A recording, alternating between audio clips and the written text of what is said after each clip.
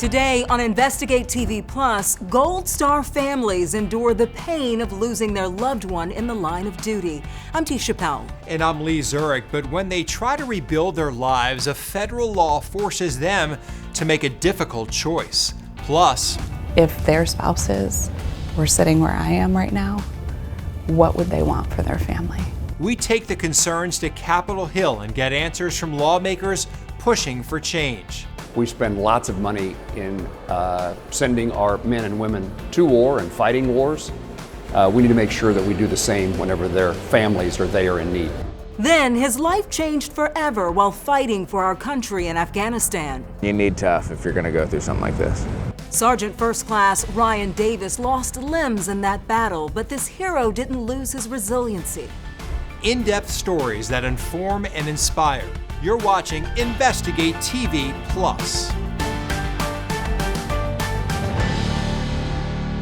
Gold Star families in a fight for love and their future. According to a little-known federal law, widows and widowers will lose their military survivors' benefits if they remarry before the age of 55. In the post-9/11 era, one national nonprofit says Gold Star spouses, on average, are only in their mid-20s or early 30s, and surviving military spouses only remarry in 5% of cases, citing financial concerns and losing benefits. Reporter Heather Graff takes an in-depth look at a push to change what some consider an unfulfilled promise from our government.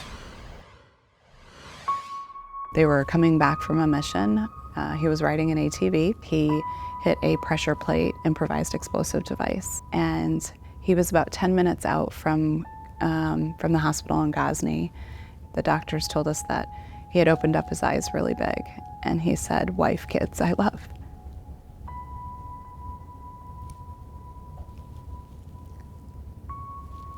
And then went into cardiac arrest. It was spring of 2013 when U.S. Army Staff Sergeant Michael Simpson was killed in Afghanistan. I mean, how could I have been 35 with a 3 and a 1-year-old and my husband was gone? And as Krista mourned her husband in the immediate aftermath of his death, she recalls feeling both sorrow and stress. I'm a stay-at-home mom. How am I going to care for my children? How am I going to keep this roof over their heads? And I got very nervous. That's why the benefit she'd soon receive as a surviving military spouse would prove to be crucial. Those benefits allowed me to stay home with my children.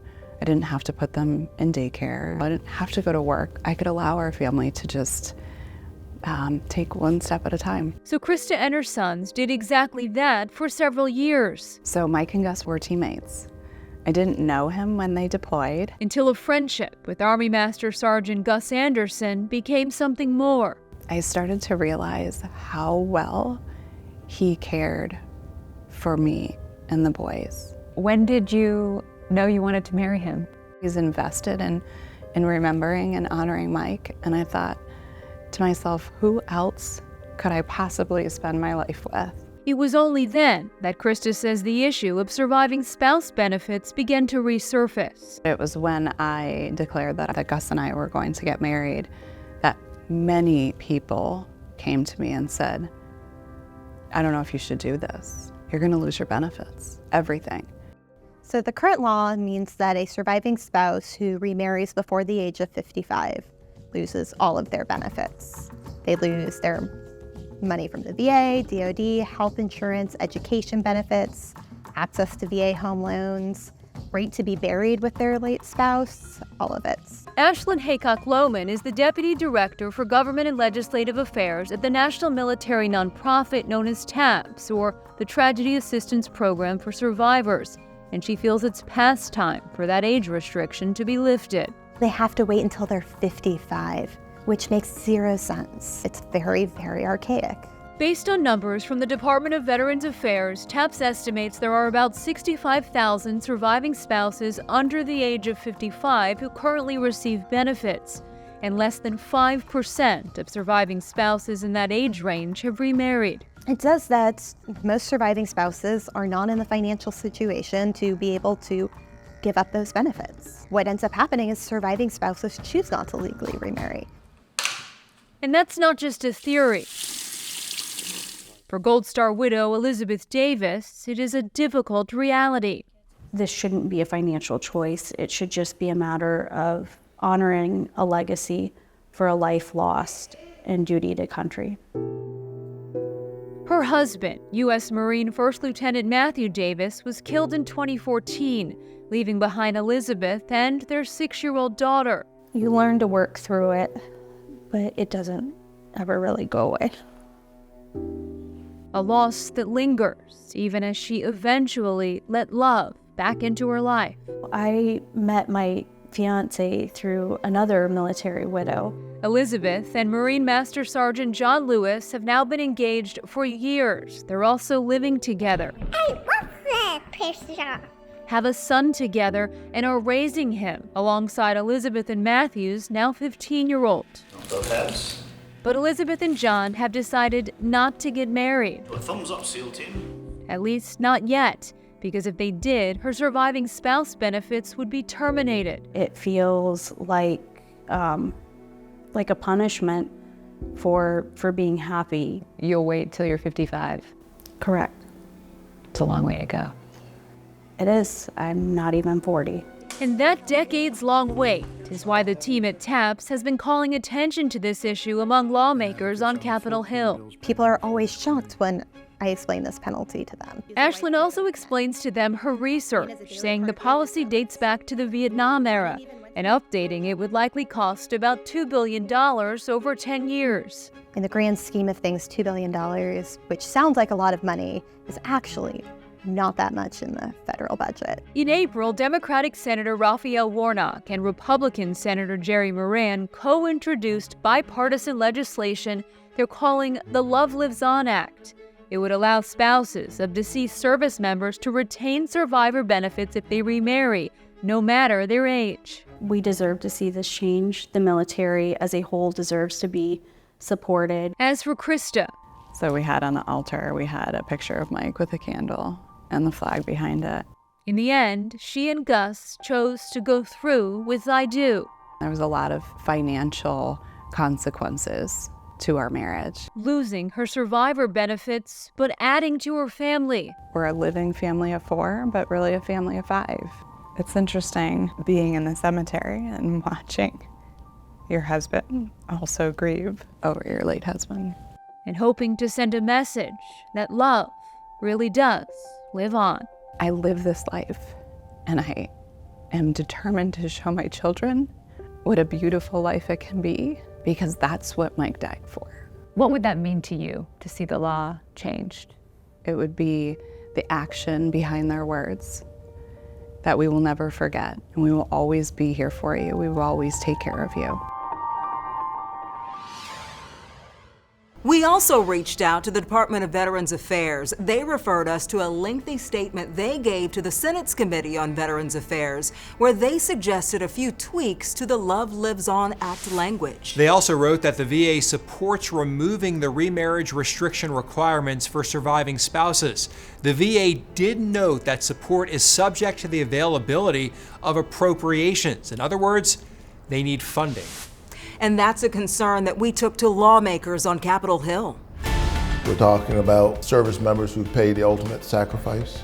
Still ahead, hear from the 2 senators behind this bill about why they feel surviving military spouses deserve a change and what it will take to make it happen.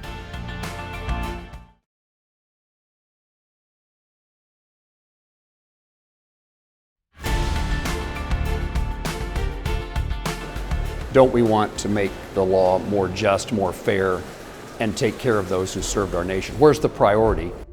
We continue our in-depth look at a federal law that says widowed military spouses who remarry before age 55 stand to lose their survivor benefits. We're hearing from lawmakers on both sides of the aisle who want that penalty removed. Once again, here's reporter Heather Graff with Republican Senator Jerry Moran and Democratic Senator Raphael Warnock. It took someone to say, here's a problem. This is a problem in my own life, and can you help me? A surviving military spouse came to you and kind of explained this dilemma she was facing? Absolutely. A Kansan came to me whose husband was killed in Afghanistan. She was only 34 years old and had 3 kids. And she later found the love of her life, and they want to make that relationship more permanent. And yet, if she made that choice, the surviving benefits that her husband earned with his life disappear. We're talking about service members who paid the ultimate sacrifice. Their families have suffered as a result of it, and they shouldn't be punished or penalized because surviving spouses are able to live on and to remarry. They should be able to get their benefits. The sacrifice has not been canceled, and so the debt we owe hasn't been canceled. Do you recall when you became aware of that law, and were you surprised by it? Yeah, I was very much surprised to hear that that was the case, and it's the reason why, as a senator, I spend time in the state, moving around, talking to the people I represent. You know, when I heard about it, it's just common sense to fix this. We have good support. I think this is a piece of legislation that can pass. The question is how quickly we can get it done. You partnered with Senator Warnock on this. How significant is that you have a Republican and a Democrat coming together to introduce this legislation? Well, I wish I could say it's insignificant. It doesn't matter because it happens all the time, but it doesn't. We've already seen hearings on this, so hopefully we'll get it done sooner than later. Do you think it will come down to money? Well, all of these things cost, but we're talking about families who have paid the ultimate sacrifice. And I think the least we can do is to make sure that they and their families are protected. We spend lots of money sending our men and women to war and fighting wars. We need to make sure that we do the same whenever their families or they are in need. Heather Graff joins us now, and Heather, both seem hopeful they can get this done for surviving military spouses, right? Well, Lee, that's certainly their goal, and so they have been working to build momentum for the Love Lives On Act with several other senators, a mix of Democrats and Republicans, signing on as co-sponsors of this bill. And what about on the House side? Any movement there? Tisha, companion legislation has been introduced in the House of Representatives, and it too is bipartisan. So we'll be tracking this in both chambers. We can also tell you the Love Lives On Act has the support of more than 40 veteran service organizations. Still to come, a grenade fight in Afghanistan left him with an uncertain future. I was terrified to see him after I had kind of woken up and like, hey, I don't have legs and I'm missing an arm here. What happened next inspired this wounded warrior to embrace his family and live his life to the fullest.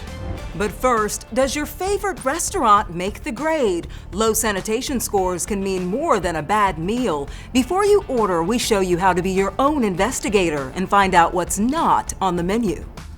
Our in-depth coverage continues. You can get connected to Investigate TV Plus on all social media platforms.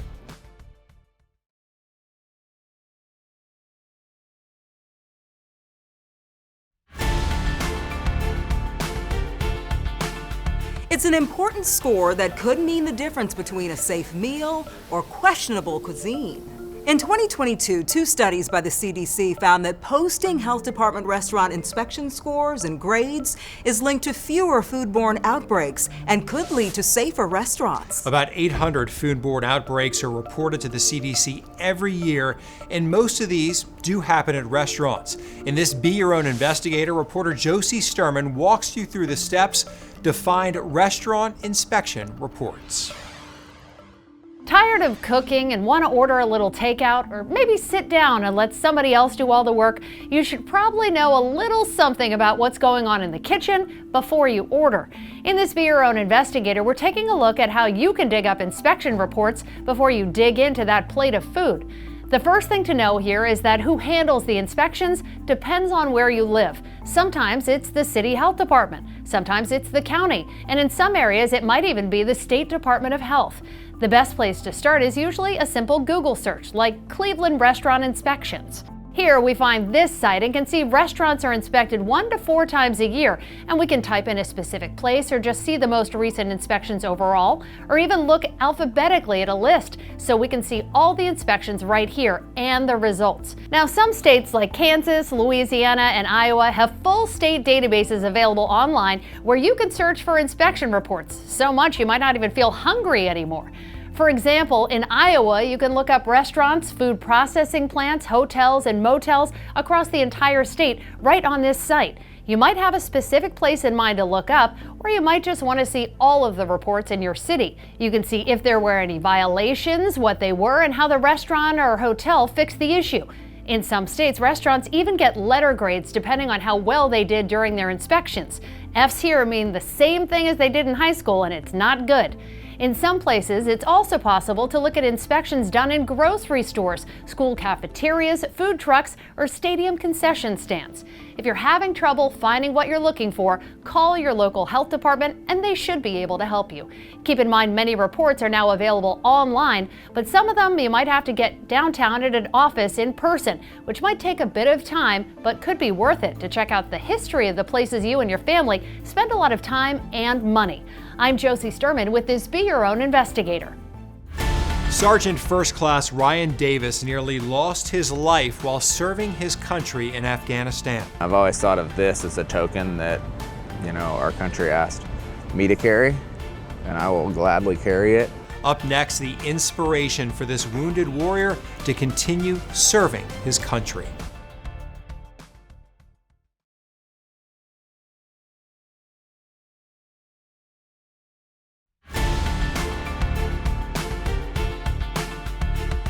A wounded warrior living his life to the fullest thanks to the love of his family and inspiring others to do the same.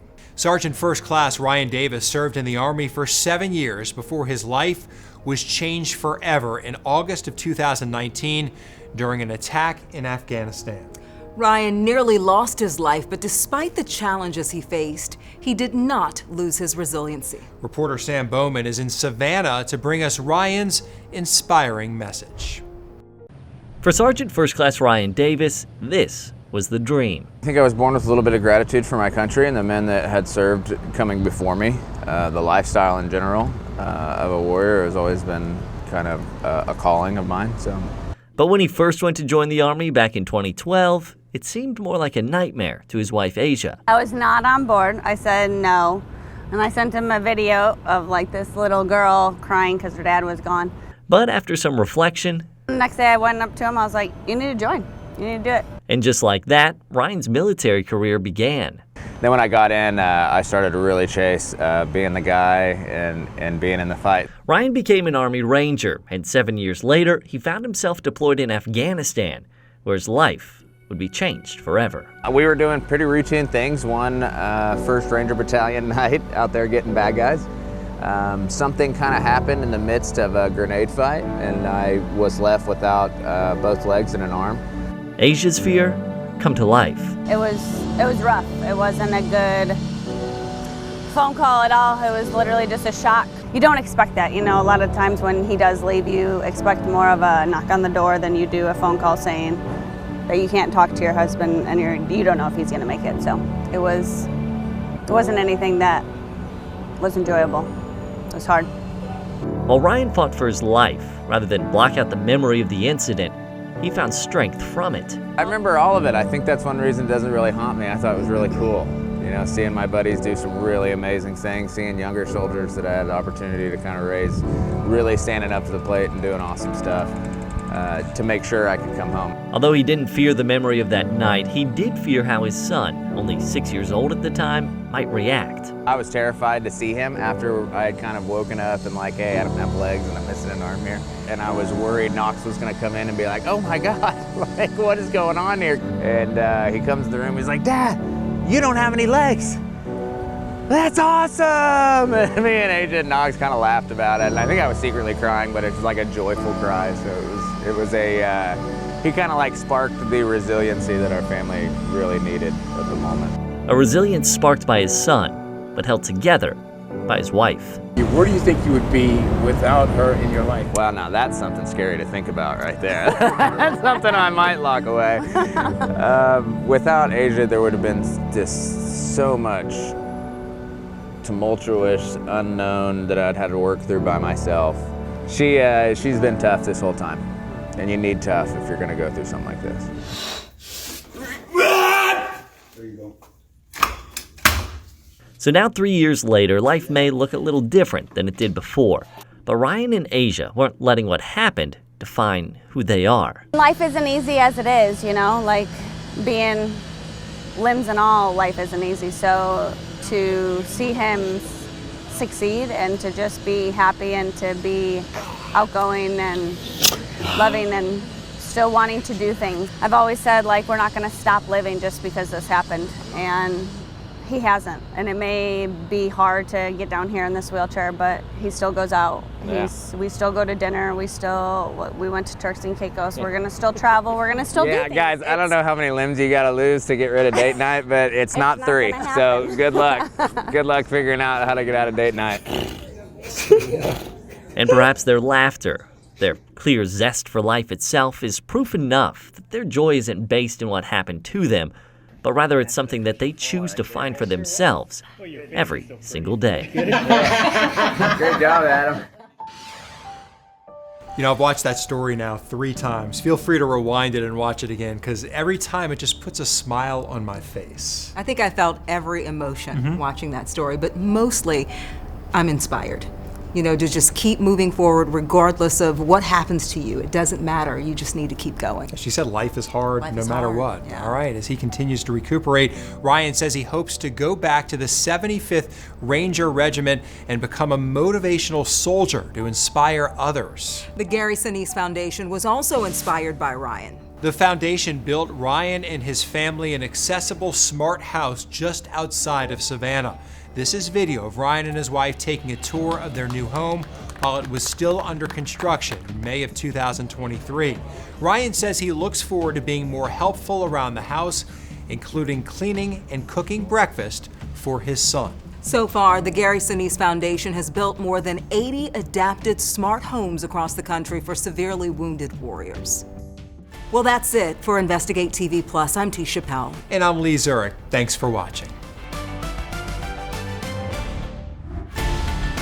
On the next Investigate TV Plus, blocked rail crossings that put children's lives in danger across the country. I think everybody's paying attention, and I know what the difference is. Our team goes in depth and gets results.